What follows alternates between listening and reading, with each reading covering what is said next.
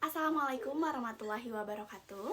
Perkenalkan, nama saya Salha Suwandi dan saya adalah mahasiswa di Universitas Terbuka jurusan Pendidikan Guru Sekolah Dasar dengan nomor induk mahasiswa 877828529. Video ini saya buat untuk memenuhi tugas tutorial online kedua pada mata kuliah Filsafat Ilmu.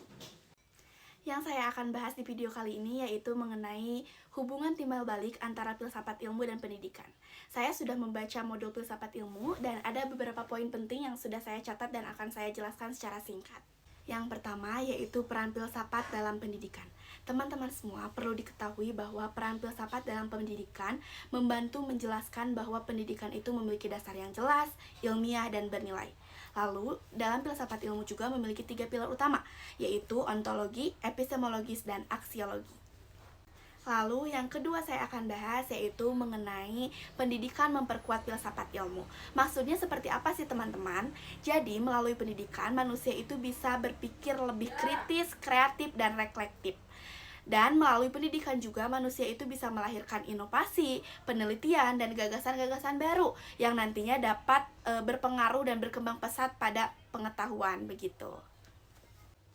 Yang ketiga saya akan bahas yaitu mengenai filsafat ilmu berperan sebagai pisau analisis. Maksudnya seperti apa sih?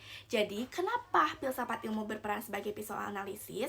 Karena filsafat ilmu digunakan untuk membedah segala rupa dalam pendidikan.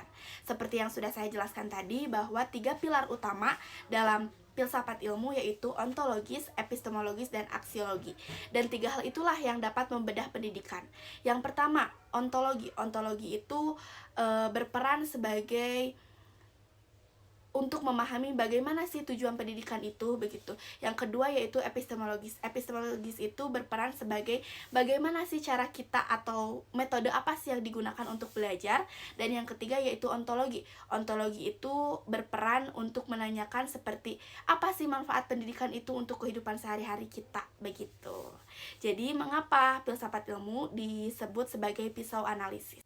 Nah, contoh filsafat ilmu dalam pendidikan bisa kita lihat dari kurikulum yang sedang kita jalani saat ini, yaitu kurikulum Merdeka, di mana segala rupa pendidikan berpusat pada peserta didik. Jadi, guru membebaskan peserta didik untuk berdiskusi, untuk saling berbaur satu sama lain, dan memiliki kreatif yang lebih tinggi. Jadi, dengan begitu, anak-anak bisa lebih leluasa untuk berpikir kritis dan kreatif. Jadi kesimpulannya, filsafat ilmu dan pendidikan adalah 2 hal yang tidak dapat dipisahkan dan saling berkaitan. Karena filsafat ilmu menjadi dasar pendidikan, sedangkan pendidikan membantu manusia untuk berpikir kritis.